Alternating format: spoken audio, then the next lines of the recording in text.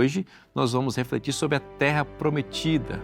As bênçãos que Deus deu para Israel e prometeu e cumpriu, refletem as bênçãos que Ele promete e cumprirá também para nós. É sobre isso e muito mais, o Lições da Bíblia, que está começando agora.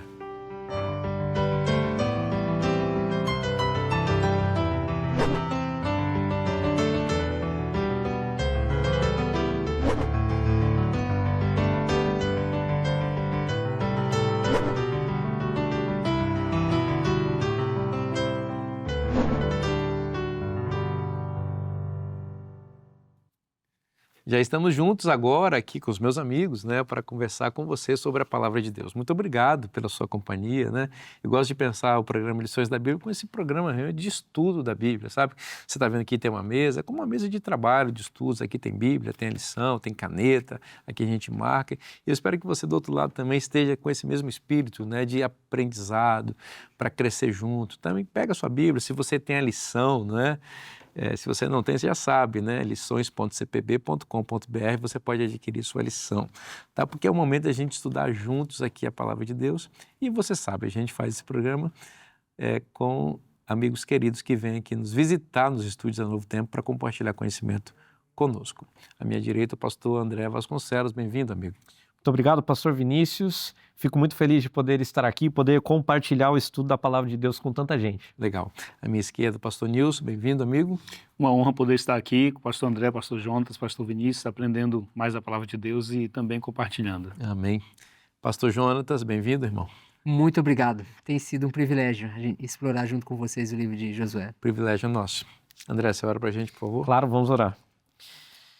Eterno nosso Pai, nosso Rei, nós estamos aqui reunidos, Senhor, para pedir a iluminação do Teu Espírito, para recapitularmos aquilo que nós estudamos e poder aprender mais a respeito da Tua Palavra. Amém. Fica conosco, é o que nós clamamos a Ti por Jesus. Amém. Amém. Herdeiros da promessa, prisioneiros da esperança. É um título forte e bonito aqui, pastor Jonatas. E o tema em destaque aqui é a terra, né? Como uma promessa que Deus fez, uma herança que Deus fez, deixou para os seus filhos, né? Vamos refletir um pouquinho sobre esse tópico chamado teologia da terra aqui. É verdade. A teologia da terra, ela é fundamental na Bíblia, né? Faz parte da estrutura teológica central que perpassa que vai desde Gênesis até Apocalipse, né? Quando a gente pensa no plano original de Deus, no Éden, né? O plano original é que eles estivessem em posse da terra, num estado até certo ponto sedentário, né? Eles estavam ali, a terra era um presente que Deus deu para a humanidade, né? Um presente da graça mesmo. Com o pecado, nós entramos nessa fase de juízo. E quando o juízo, como manifestação do juízo, eles mudam de status de movimento e passam para nômades, eles se tornam nômades. E o movimento agora é de saída do Éden, né? Eles vão sair do Éden e vão peregrinar como exilados, né? Então, os primeiros exilados não foram os judeus na época de Babilônia, mas Adão e Eva são os primeiros exilados dessa terra que Deus tinha dado para eles. Mas, no chamado de Abraão, nós temos a promessa de que um dia eles voltariam a uma terra que Deus tinha designado para eles, né, no momento oportuno. E quando a promessa aparece, esse movimento nômade, ele inverte. Em vez de sair, agora Abraão está no movimento de entrada, né, de vinda na terra, né, de peregrinação. Depois, então, com Israel, nós estamos estudando aqui no livro de Josué, você tem, então, a restauração dessa terra, onde Deus dá, de maneira efetiva, a posse de novo para os seus filhos, né? Para que eles governem aquela terra. E, nesse sentido, eles têm agora a posse, só que, diferente de Adão e Eva, em certo sentido, essa é uma posse mais precária. Né? Até certo ponto também era condicional, como era para Adão e Eva, mas é uma posse precária. Novamente, depois da restauração, a gente entra numa outra fase de juízo. E, de novo, nós temos um movimento de saída da terra. Então, você vai vendo esses movimentos, né, ao longo do Antigo Testamento. Mas Deus faz a promessa que eles retornariam à terra. Então, essa promessa dispara novamente a esperança de retorno para a terra. Né? E eles estão agora no movimento de entrada novamente para a terra. E aí, finalmente, vem o Messias. Né? E o Messias promete uma restauração final que não seria mais precária, né? Que seria uma posse definitiva da terra, né? E então, quando a gente chega em Apocalipse, a gente vai ver novamente o tema da terra de maneira muito clara, né? Canaã se torna esse símbolo, né? Da terra que Deus quer restaurar de maneira definitiva. Então, a Bíblia começa, né? Que a gente chama de protologia, o estudo dessas primeiras coisas, né? Os primeiros acontecimentos, com a posse da terra. E ela termina na escatologia, né? Esse estudo das questões relacionadas ao fim, com a posse da terra também. Então a gente vê como que é um tema abrangente, né? Esse tema é muito importante porque se você olhar, por exemplo, para as principais seções da Bíblia hebraica, que é o Antigo Testamento, você vai perceber a terra como um elemento muito importante. Por exemplo, o livro do Gênesis, que é o primeiro livro da Bíblia, ele termina com os filhos de Israel fora da terra prometida, fora de Canaã. Então é um caixão no Egito, José está morto no Egito. E ele faz um pedido, né, antes de morrer. Quando vocês saírem daqui, levem meus ossos para Canaã. Eu não sou daqui do Egito. Lembrando que ele já tinha sepultado seu pai também, Jacó, em Canaã. Quando você vai para o final do Pentateuco, né, que são 5 livros de Moisés, e ali você encontra Moisés e o povo também fora da terra. Então se termina a primeira seção mais importante da Bíblia com o povo ainda aspirando em chegar em Canaã. Isso não é uma coincidência. Quando você termina o cânon hebraico, que é o Antigo Testamento, e lá eles têm uma organização diferente da nossa, né? O último livro deles é a 2 Crônicas, o povo de Judá está exilado em Babilônia, e o livro termina com uma ordem do rei Ciro para que eles voltem para Jerusalém, que suba para Jerusalém. Assim termina a Bíblia hebraica. O que mostra que a posse da terra, ou o desejo pela terra, tem um elemento teológico muito importante. E isso coloca o povo de Deus na condição de constante peregrinação, entrando e saindo. Isso reflete a nossa condição espiritual, naturalmente. Somos peregrinos. Nosso lugar não é aqui, nós estamos em direção à pátria superior. Isso nos lembra que nós podemos ter esperança mesmo em meio a tempos de crise, de incertezas que a gente vive no dia a dia. Para Israel, então, a posse da terra era ao mesmo tempo herança e também uma prova incontestável da fidelidade de Deus para com cada um deles. Mas também lembrava que a herança só pode ser desfrutada mediante o cumprimento das alianças, ou da aliança que Deus havia feito com eles, né?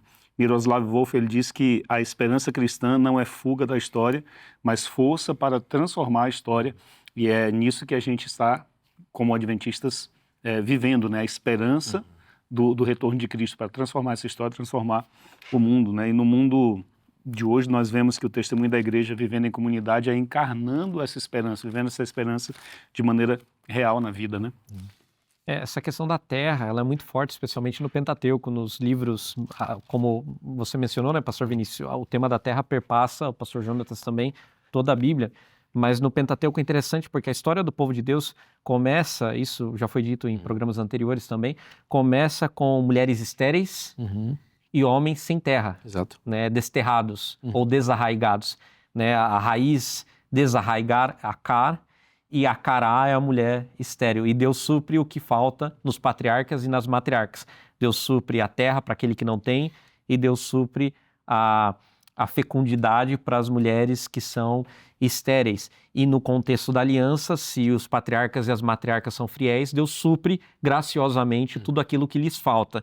Então, esse é o estopim da história de Israel como um povo. Agora, quando a gente volta para esses capítulos anteriores, né, porque os primeiros 11 capítulos do Gênesis, eles falam de uma história universal. E a partir do capítulo 12 do Gênesis, começa a história do povo de Israel na figura do patriarca Abraão. Quando a gente volta, antes mesmo de haver Israel, e a gente vai para a humanidade, no Jardim do Éden, eu acho muito interessante esse elemento da terra e do jardim, aqui no capítulo 2, versículo 15, dizendo que o Senhor Deus, pois, aqui o versículo 15, tomou, pois, o Senhor Deus ao homem e o colocou no jardim do Éden para o cultivar e o guardar. Eu gosto desse verbo aqui, colocar, porque na forma em que está aqui no hebraico seria yanihehu, vem do verbo nua, que é descansar. Literalmente, essa forma do verbo hebraico aqui, que a gente chama de refil, que ela é uma forma causativa, ela faz a pessoa entrar num estado, ou ela tem uma ação de causa. Então, literalmente, o que diz aqui é que Deus fez o homem descansar no jardim. Então, olha só, Deus deu repouso. A palavra menorá, repouso, descanso, né? A mesma raiz vai ser usada, por exemplo, em Josué, quando a gente vai para Josué capítulo 21, versículo 44, Deus diz, o Senhor, a palavra, né, a Bíblia diz, o Senhor lhes deu repouso em redor, segundo tudo quanto jurara a seus pais. Então, Deus deu repouso. Agora, quando a gente pensa, veja, no Éden, Deus fez o ser humano repousar. Depois, em Canaã, Deus fez o povo de Israel repousar. Mas o livro de Hebreus apresenta algo aqui, acrescenta uma complexidade a esse ponto. Hebreus capítulo 4, versículos 3 a 11, é bem interessante, ele diz assim, nós, porém, que cremos, entramos no descanso, conforme Deus tem dito. Assim jurei na minha ira, não entrarão no meu descanso, uma referência ao Salmo 95. Embora, certamente, as obras estivessem concluídas desde a fundação do mundo, porque em certo lugar, assim disse no tocante ao sétimo dia, e descansou Deus no sétimo dia de todas as obras que fizera. E novamente no mesmo lugar, não entrarão no meu descanso. Mais uma referência ao Salmo 95, que é a questão, por causa da revolta do povo em Meribá, né, eles não entram, a primeira geração, eles não entram para o descanso que Josué está vivenciando ali. Visto, portanto, que resta entrarem alguns nele, e que por causa da desobediência não entraram aqueles aos quais anteriormente foram anunciadas as boas novas. De novo, determina certo dia, hoje, falando por Davi, muito tempo depois, segundo antes fora declarado, hoje, se ouvirdes a sua voz, não endureçais o vosso coração. Ora, se Josué lhes houvesse dado descanso, mas aqui está dizendo que Deus havia dado repouso por meio de Josué. Mas perceba aqui o que Paulo está dizendo. Portanto, resta um repouso para o povo de Deus, porque aquele que entrou no descanso de Deus, também ele mesmo descansou das suas obras, como Deus das suas. E aí, aqui vem a exortação. Esforcemo-nos, pois, por entrar naquele descanso, a fim de que ninguém caia, segundo o mesmo exemplo da desobediência. Em outras palavras, o autor aqui de Hebreus infere que o descanso de Deus na criação, o sábado, e o descanso da terra, que foi dado para Josué, tipificam o repouso escatológico prometido para o povo de Deus, ao qual todos nós que estamos em constante peregrinação estamos caminhando para lá. A promessa da terra, que foi feita com Israel, especialmente com Abraão e a sua descendência, mais especificamente lá no capítulo 17 do Gênesis, Deus faz uma aliança com Abraão, mas com a descendência. E, segundo Paulo, Gálatas capítulo 3, se nós somos de Cristo, nós também somos filhos de Abraão e herdeiros segundo a promessa. Logo, como filhos de Abraão, nós também temos a promessa da terra. E essa promessa da terra, que nós vemos aqui no livro de Hebreus, é a promessa da cidade santa, cujo arquiteto é Deus. Essa é a verdadeira terra, essa é a Canaã celestial, na qual todo crente caminha rumo a esse lugar que Deus tem preparado para nós. Interessante que sempre há um tempo de espera. Tem muitas pessoas que dizem que Jesus está demorando voltar, né, para nos levar dessa vida de peregrinação para a terra prometida, ou seja, para Nova Jerusalém. Mas Israel recebeu a promessa 400 anos antes e só depois, 400 anos depois, a promessa foi cumprida. Então, nesse período, muita gente morreu esperando a promessa, mas estavam prisioneiros no Egito e todo aquele contexto ali. Estamos no limiar da libertação. Nós cremos que pelos sinais, Jesus está muito perto de voltar. E toda a esperança que a gente tem, a esperança do advento, que está no nosso coração vibrando, somos, de certa forma, prisioneiros dessa esperança, como a lição vai falar, ela vibra em nosso coração, nos motiva a caminhar a cada dia, e eu motivo esse irmão que está me assistindo, essa irmã, a não desanimar na sua fé. Está muito pertinho o cumprimento da promessa que o Eterno fez, e aquele que cumpriu é fiel. Ele que prometeu, né? Conforme a argumentação que você fez aqui com base em Hebreus 4, a gente entende claramente que a terra de Canaã Canaã terrestre, era um cumprimento provisório da promessa que Deus fez aos antepassados de Abraão. E Hebreus vai realmente trabalhar isso, porque o apóstolo Paulo está ali tratando da superioridade da nova aliança em relação à antiga. Na antiga aliança, o território era Israel terrestre, mas, como tudo na antiga aliança, o território também era um símbolo do território superior que Deus tem para o seu povo. Então, a sua audiência original, os hebreus, os cristãos hebreus que estavam sendo tentados a voltar aos rudimentos da fé judaica, esquecendo das promessas superiores que a nova aliança oferecia, Paulo diz, não, aqui não é o nosso lugar. Israel terrestre não é a nossa casa. Isso aqui era apenas um símbolo da pátria superior que Deus tem para nós, né? Talvez, deixando um pouco mais clara a minha fala anterior, Deus deu a terra em diferentes momentos e fez o povo repousar em diferentes momentos. Fez Adão e Eva repousarem, descansarem na terra. Depois, Josué, aliás, antes disso, Davi, né, ofereceu ali um descanso, o povo não quis. Aqui o descanso de Davi por causa do Salmo, né? O Salmo se refere ao episódio passado. Se refere ao episódio, por isso que ele fala aqui de Davi, mas é o episódio de Meribá. Meribá com Moisés. Exatamente, o caso de Moisés. Então, o povo não quis entrar no descanso, naquele contexto. Josué oferece também um descanso, né? O descanso, o repouso da terra. Só que aqui o autor de Hebreus fala que esse descanso ainda não é suficiente. Tem um descanso superior que a gente precisa entrar nele. Por isso nós precisamos nos esforçar para entrar nesse descanso. E é esse descanso que seria... todos os outros descansos eram digamos assim, desse descanso que é o descanso supremo, que é o descanso da salvação, o descanso de estar em Deus no contexto da nova Canaã, da terra prometida. É verdade, e esse descanso superior também fica evidente em Hebreus capítulo 11, quando vocês estavam falando, me lembrei, Hebreus capítulo 11, verso 39 e 40, onde nós lemos, todos estes, se referindo a Abraão e outros heróis da fé, né, mesmo tendo obtido bom testemunho por meio da fé, não obtiveram a concretização da promessa. Porque Deus tinha previsto algo melhor. Então, o ponto aqui que ele está falando não é a falha necessariamente de Israel. Né? Israel falhou, certamente. Mas o ponto é, Deus tinha uma coisa muito melhor em vista. Né? E é isso que mostra, né? Que as promessas de Deus eram muito superiores àquilo que estavam pensando. O apóstolo Paulo fala que Abraão já aspirava a essa terra superior. É a cidade que Cristo é o arquiteto. Né? Em momentos anteriores eu mencionei que o povo está sempre peregrinando, né? As sessões da Bíblia terminando com o povo fora da terra sonhando em voltar para lá ou adentrá-la.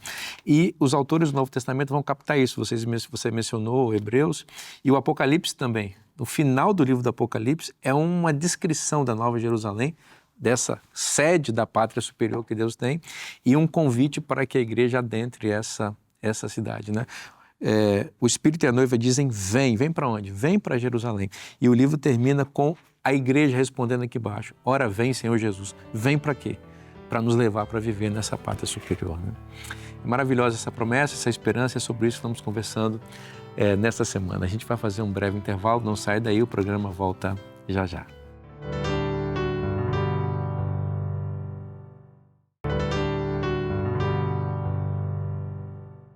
Estamos de volta agora para o segundo bloco do programa Lições da Bíblia e uma dica do coração para você. Eu estou com uma revista aqui muito especial, a revista A Cura do Pecado. Olha que forte, não é? O pecado é uma doença que precisa ser curada e só quem tem o remédio é Jesus Cristo. Ele é o remédio, na verdade, né? Então, aqui nessa revista você vai descobrir, por exemplo, o que é o pecado, você vai entender exatamente o que é essa força do mal, como surgiu esse mal, descubra a origem, onde começou, misteriosamente a Bíblia vai nos mostrar alguns elementos e vai aprender como se libertar de toda a dor, né, encontrando o caminho para a felicidade. Essa revista aqui foi escrita pelo pastor Rafael Rossi, apresentador do programa Arena do Futuro, né? É isso aí. Então, os tópicos que eu mencionei aqui e outros mais, a volta de Jesus, o fim do pecado, a lei em relação com o pecado, né? Porque que a gente sabe que existe o pecado, é porque a lei nos mostra. Então, observa, os temas são bem costurados aqui. É uma revista bem didática, você vai ver aqui que tem bem ilustrada, com perguntas e respostas, né? Um material bonito. Fiquei com vontade de pedir essa revista agora. O que você está esperando, né? Pede agora, é gratuito. Então, manda um WhatsApp para esse número que está aparecendo na sua tela, 12982444449, faz um pequeno cadastro e a nossa equipe vai mandar sem custo nenhum para você a revista A Cura do Pecado. Bom, vamos continuar conversando sobre a terra, Nilson. Deus é um grande latifundiário, né? Aliás, o único, né? Ele é o dono de toda a terra, né? Dono de toda a terra. E o Salmo 24, verso 1, vai dar essa referência, né? Do Senhor é a terra e a sua plenitude, o mundo e aqueles que nele habitam. Deus é o dono de tudo. Eu estava vendo um dado, de acordo com a Agência das Nações Unidas para Refugiados, são cerca de 44 milhões de refugiados no mundo. Ou seja, pessoas que deixaram a sua terra e foram buscar refúgio e segurança em outra terra. Mas duas cidades de São Paulo. Pois é, duas cidades de São Paulo, 44 imagina. milhões de pessoas, imagina. E qual é o maior sonho desse pessoal que está refugiado? Seria retornar para sua terra em condições justas, estar perto dos seus. Muitas famílias foram desfaceladas, alguns conseguiram sair, outros não. Então, quando eu olho para esse contexto do povo de Israel, por exemplo, cativo em Babilônia, esperando uma promessa de 70 anos para sair dali, eles tinham a esperança de voltar para sua terra. O Salmo 137 destaca muito bem isso quando fala que os seus opressores pediam canções, cantassem canções alegres. E eles diziam, como vamos cantar o canto do Senhor estando numa terra estranha? E havia entre eles o costume, né, de conversarem entre si, dizendo, o ano que vem em Jerusalém. Ou seja, o sonho deles era que no ano seguinte poderiam, quem sabe, estar em Jerusalém. Eu faço esse paralelo porque nós somos peregrinos nessa terra que é do Senhor, mas que parece estar dominada pelo mal, e o Senhor promete uma restauração. Nos levar para a nova terra, restaurar tudo, porque Ele é o dono de tudo, né? Muito significativo isso, né? E o fato de Deus ser o dono da terra, né, destaca o ponto que a terra não era... Israel não tinha terra como um direito alienável, né? Ela era um presente de Deus, né? E isso fica muito evidente ao longo da história, né? Eu estou dando essa terra, mas Ele dá essa terra no contexto da aliança. Então, nesse contexto da aliança, Israel deveria seguir, né, o plano de Deus para que a terra pudesse permanecer com Israel. Não apenas a conquista da terra, eles dependiam de Deus para a conquista da terra, eles também dependiam de Deus para a sua própria manutenção da terra. Porque, diferente do Egito e da Mesopotâmia, porque Israel, quando a gente vai para o Antigo Testamento, a gente percebe que eles estão entre esses dois grandes poderes. Dois polos aí, né? Dois povos. Na Mesopotâmia você tem os grandes rios, né? O Eufrates, o Tigres, são rios que resistem à estiagem, né? E você tem no Egito também o grande rio Nilo, né? Em Israel, você tem o Jordão, que em algumas fases do ano, em algumas épocas do ano, ele era um rio que crescia bastante, né? Mas era uma terra que dependia da chuva, né? Grandemente da chuva. Então, eles precisavam confiar em Deus, e por isso que uma das maldições da aliança é a seca, né? Porque a chuva era uma manifestação da bênção de Deus para Israel, né? E em alguns períodos da história isso não aconteceu, porque Israel foi infiel à aliança, né?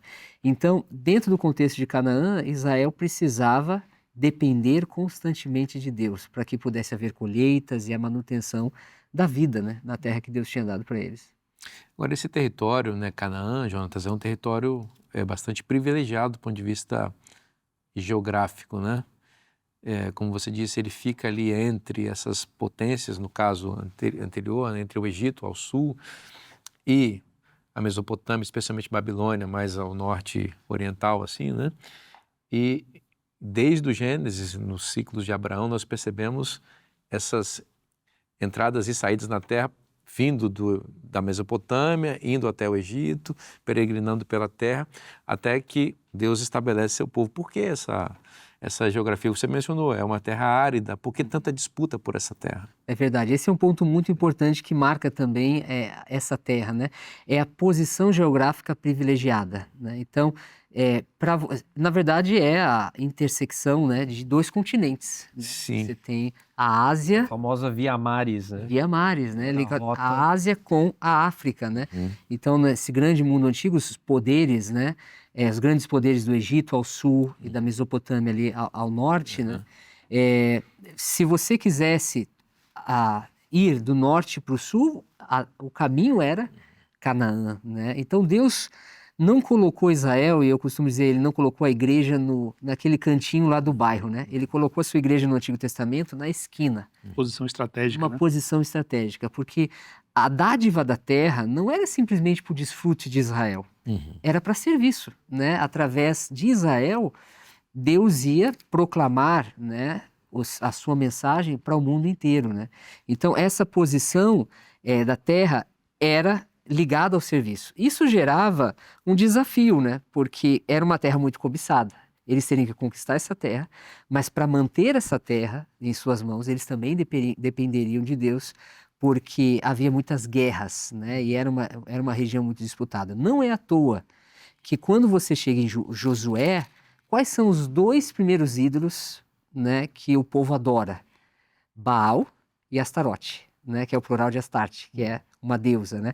Astarte, deusa da guerra, e Baal, o deus da fertilidade, que são 2 pontos chaves aqui na conquista da Muito terra. interessante. Eles precisavam da chuva e eles precisavam da proteção, né, de guerra, né? E então, infelizmente, Israel caiu nessa tentação de adorar outros deuses para conquistar algo que Deus já havia prometido para eles e já tinha provado mais de uma vez que era capaz de dar. Muito curioso isso, né? Porque, como você mencionou, no Egito e na Mesopotâmia existe fertilidade em função dos rios. Em Canaã existe escassez, existe falta de água, falta de rios caudalosos para poder fertilizar a terra, então a dependência da chuva. Então a aliança com Deus, o Deus verdadeiro, proveria o sustento para eles, né? Mas a tentação da idolatria foi no sentido de buscar outros deuses para prover isso.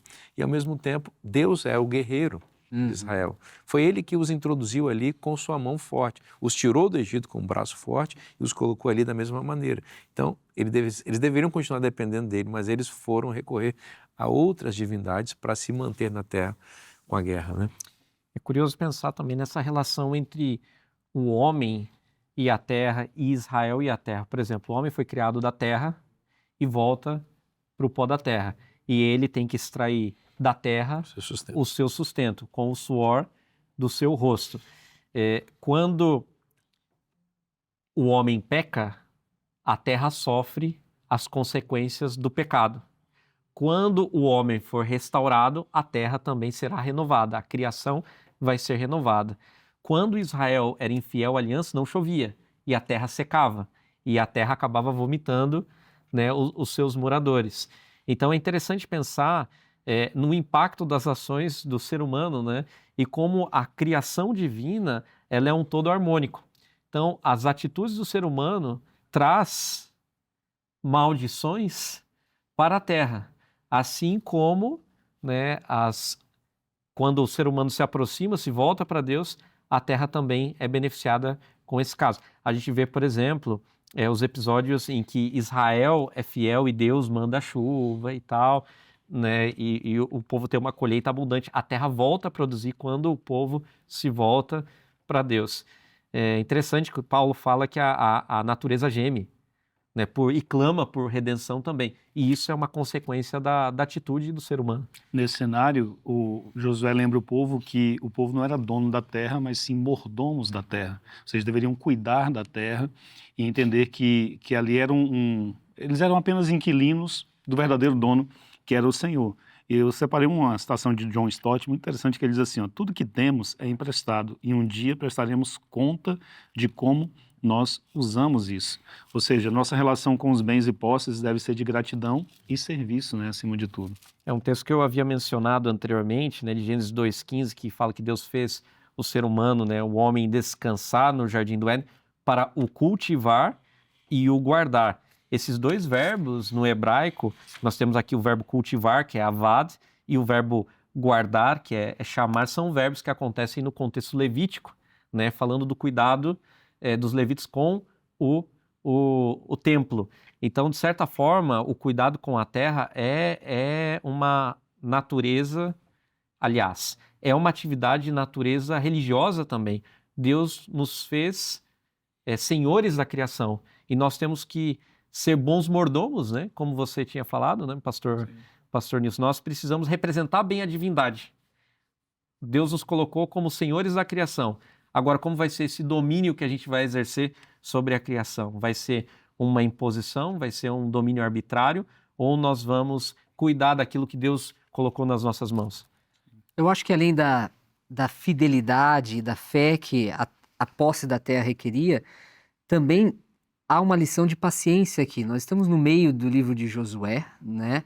E ainda a gente chega nesse ponto com muita terra ainda a ser conquistada, né? A gente já tocou nesse assunto em momentos posteriores, né? A ideia é que algumas pessoas têm é que em um mês tudo estava resolvido, né? A terra estava dominada, subjugada, mas não, essa realmente foi uma conquista gradual, progressiva. Claro que existiu muita especulação histórica com relação à conquista da terra. Alguns, por exemplo, teólogos como Martin Knott propôs que, na verdade, a terra foi conquistada através de uma infiltração política gradativa, como se alguns israelitas chegaram na terra e aos poucos foram criando alianças, coalizões, e daqui a pouco eles subjugaram a terra, né? Aqueles que dominavam a terra. Outros, como Mendenhall, afirmam que a terra foi conquistada através de uma revolta camponesa. Então, não foi de fora, foi de dentro para fora, né? Numa revolta com conexões econômicas.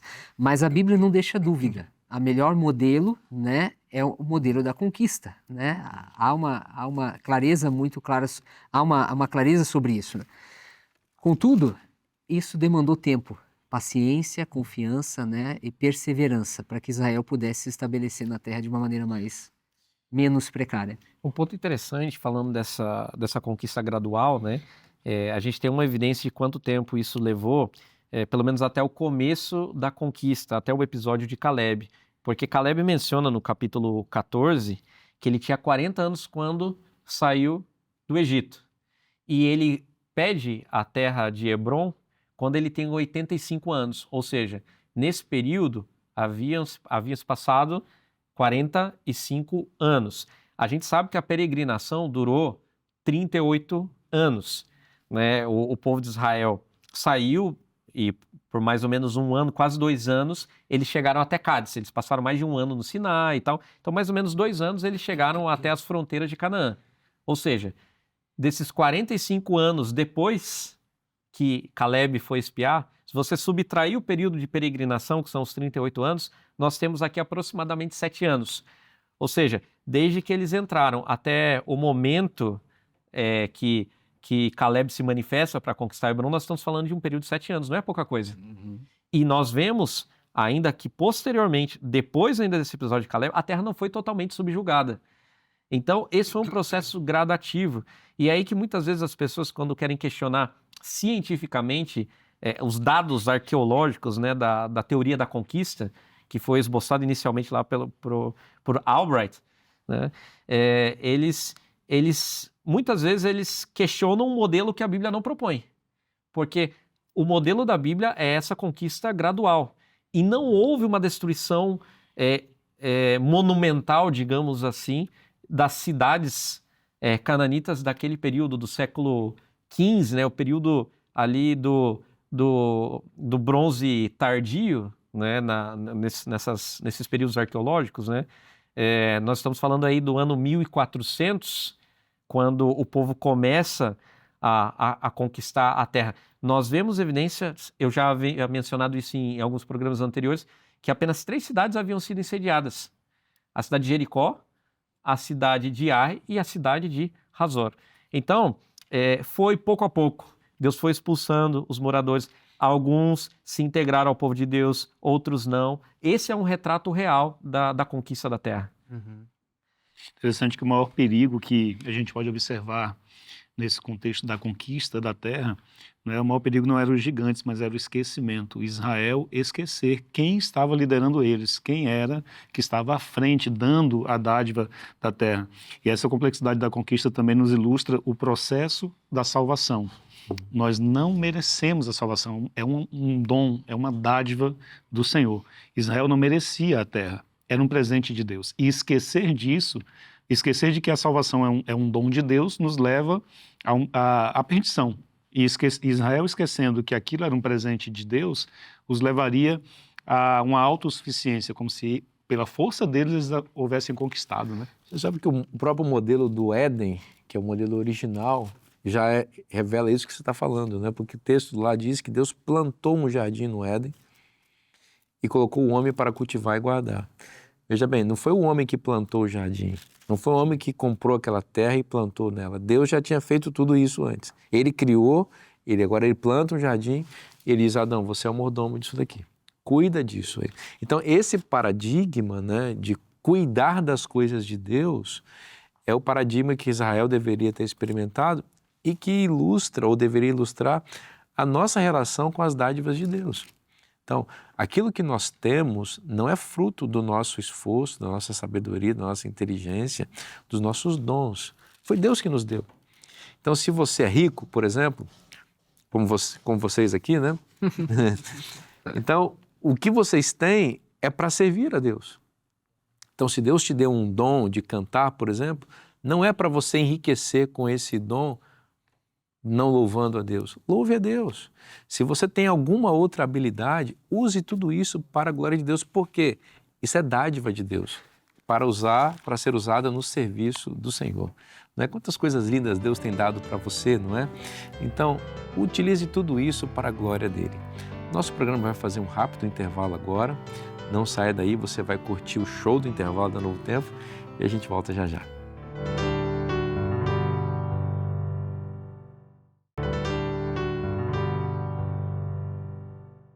Nós já estamos de volta agora para o terceiro bloco do programa Lições da Bíblia de hoje. E a nossa gratidão a você, não é, que faz parte da Rede Novo Tempo de Comunicação. Isso mesmo, se você é um anjo da esperança, você é membro da nossa equipe. É assim que eu considero você, porque você mantém a Novo Tempo no ar. Louvado seja Deus por isso, porque os seus recursos estão sendo usados para a glória de Deus. Mais ou menos no que nós estamos conversando aqui na lição de hoje, naquilo que Deus nos dá, Ele nos dá para que nós possamos abençoar. E que bom que você tenha abençoado muitas vidas ao enviar recursos aqui para o programa Anjos da Esperança. Se você ainda não é Anjo da Esperança, manda uma mensagem por esse número que está aparecendo aí na sua tela. Nossa equipe vai atender você com muito carinho e vai ajudar você a entender como fazer parte desse projeto tão maravilhoso.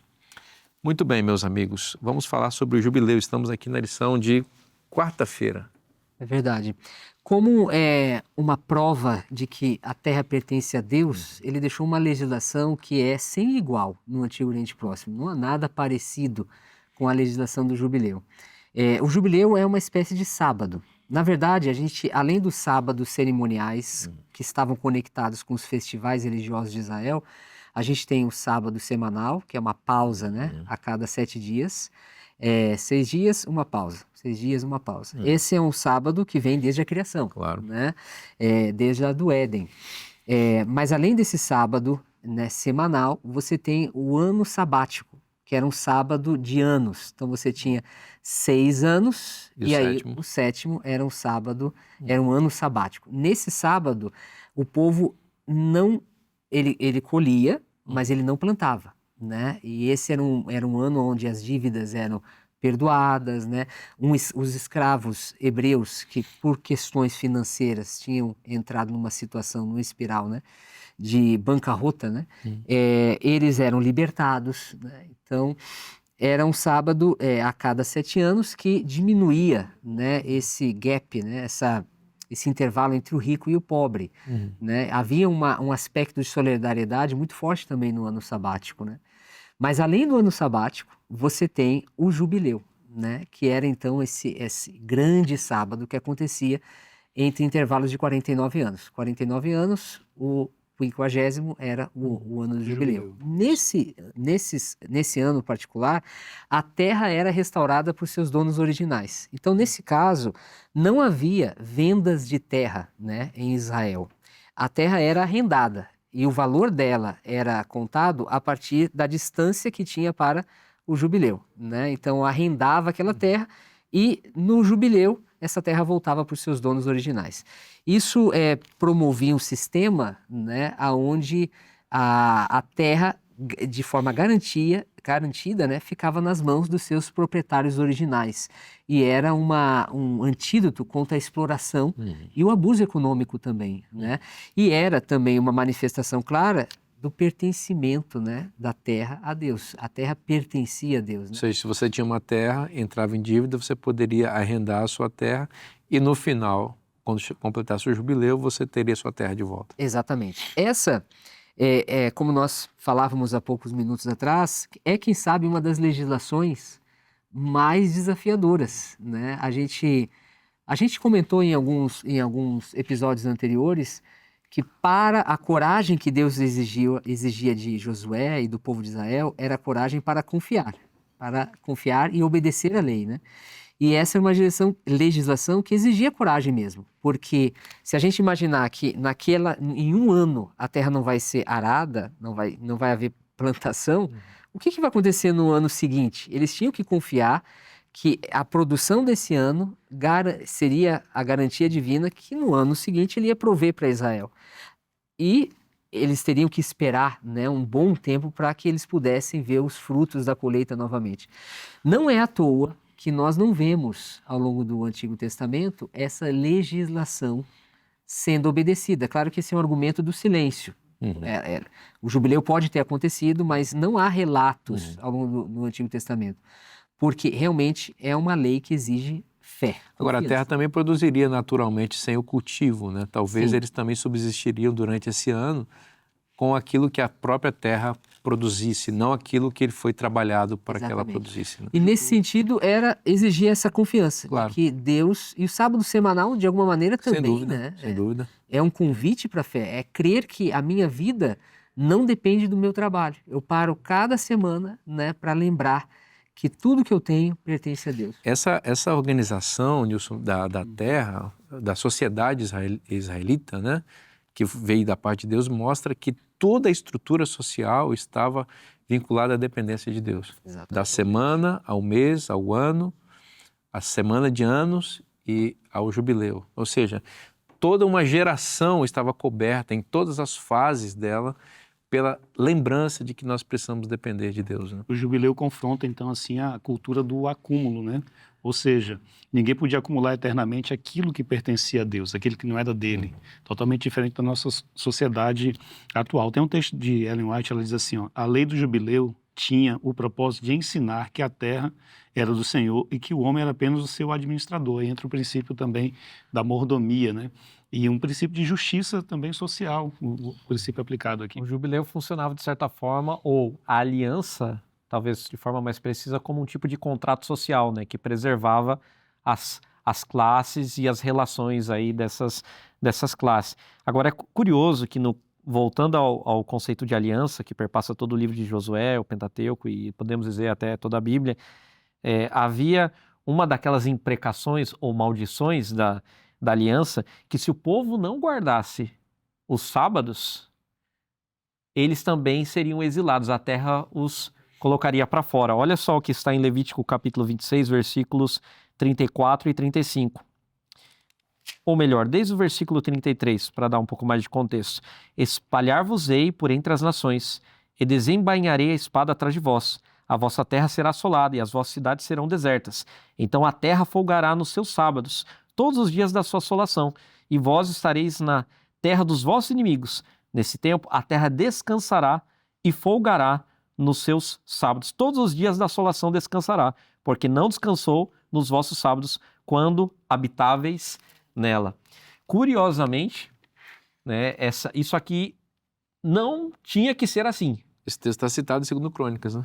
Basicamente. Basicamente, não era para ser assim. É Deus advertindo, olha, se vocês não guardarem os sábados, vai acontecer isso, vocês vão para o exílio e a terra vai ser assolada. E o que aconteceu na história de Israel?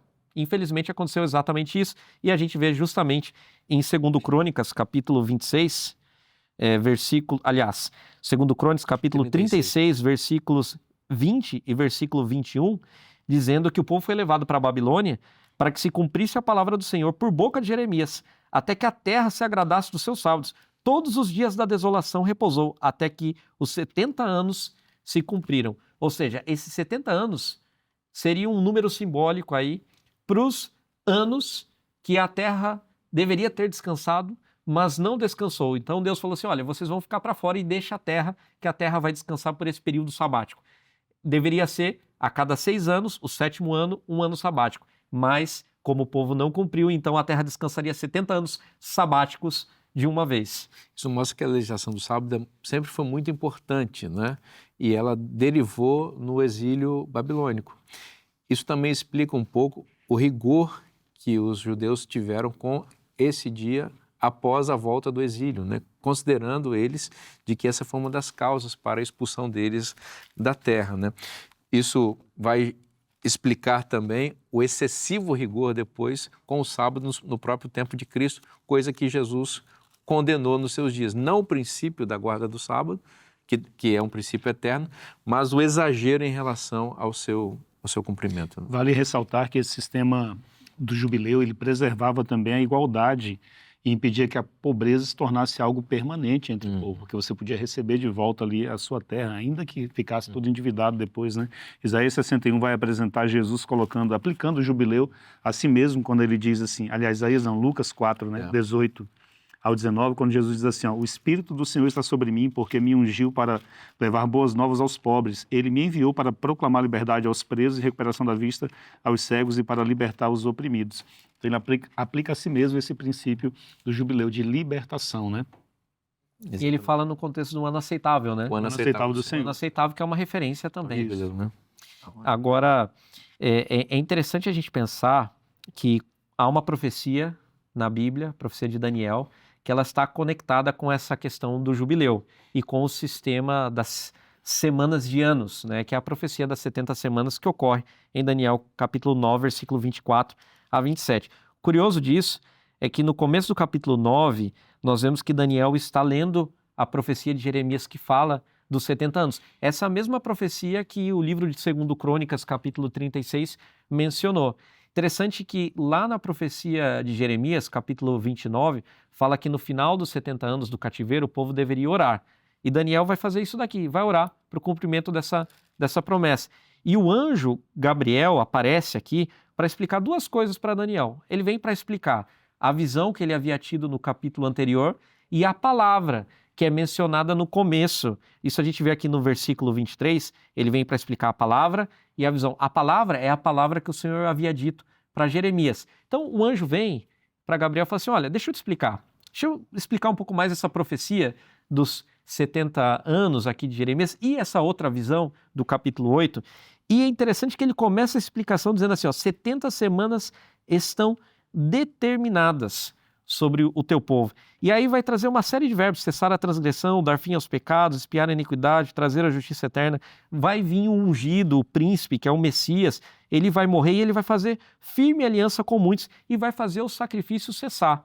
Por quê? Porque ele é o sacrifício. Ele vai vir para pôr um fim ao ritual do santuário terrestre. Essa é a maior profecia de libertação. O curioso é que ela usa essa estrutura. Lembra que os 70 anos que falou a profecia de Jeremias, era um período de descanso sabático para a terra. E lá no jubileu de Levítico capítulo 25, versículo 8, é um período sabático, né, o período ciclo de 7 anos do descanso sabático da terra, vezes 7 semanas de anos. Então era 7 vezes 7, que equivalia a 49 anos. Só que agora o período sabático não é uma referência de 7, é de 70. Então você tem 70 vezes 7, o que não leva a 49, e sim a 490 anos. Esse é o jubileu que a profecia anuncia, que vai trazer a verdadeira libertação. Essa é uma profecia, nós não temos tempo para detalhar todos os detalhes cronológicos dela, mas a profecia que aponta para a vinda de Jesus, não a segunda vinda, a primeira vinda de Jesus. E no final dessa última semana da profecia, ele veio para morrer, para dar fim ao pecado e trazer a verdadeira libertação para todo aquele que nele crê. Ele vai resgatar a terra para o verdadeiro dono, que é o próprio Senhor. Ele veio para trazer a liberdade, ele veio para trazer a liberdade do pecado, porque todo aquele que comete pecado é escravo do pecado, e Jesus é quem nos traz essa liberdade e a restauração da terra. É curioso que Jesus vai usar essa conta matemática também para falar de perdão, né? Quando Pedro pergunta para ele quantas vezes tem que perdoar, 7 vezes, Senhor, Jesus fala 70 vezes 7, né? Que dá exatamente 490 anos, que me parece o número perfeito para falar de graça, porque foi o tempo de graça também que Deus deu para o seu povo, no final do qual presenteou o mundo com a graça mais preciosa, que foi o seu próprio Filho, né? Que veio entregar a sua vida. Esse é um ponto, inclusive, muito importante para a gente explicar uma questão de profecia, que é o princípio dia ano, né? Como é que você explica isso nessa profecia? É a relação com o jubileu, porque essa estrutura 7 vezes 7 são semanas de anos, não são semanas literais, né? Então, são 70 semanas de anos vezes 7, e aí você chega ao 490, né? Depois você pode explicar e estudar um pouco melhor essa profecia, aí você pode procurar uma igreja adventista, assistir os programas aqui da Rede Novo Tempo, como Arena do Futuro, que vão explicar melhor essa profecia que aponta, né, para a graça definitiva de Deus com o sacrifício de Cristo e se desdobra também com o juízo investigativo, que é a graça de Deus para nós. Toda essa bênção de restauração, de nova oportunidade que o jubileu oferece, a terra prometida, isso está na Bíblia e oferecido para você gratuitamente. Você pode crer nisso. Deus tem um novo céu e uma nova terra preparada para aqueles que creem nele e desejam participar dessa grandiosa bênção que vai ser viver com Jesus para sempre. Você já pode ver isso hoje, crendo em Jesus, aceitando seus ensinos e unindo-se a Ele. Essa promessa maravilhosa está na Bíblia? Se está na Bíblia, é bom para você. Eu te espero na próxima semana. Que Deus te abençoe muito. Um forte abraço e até lá.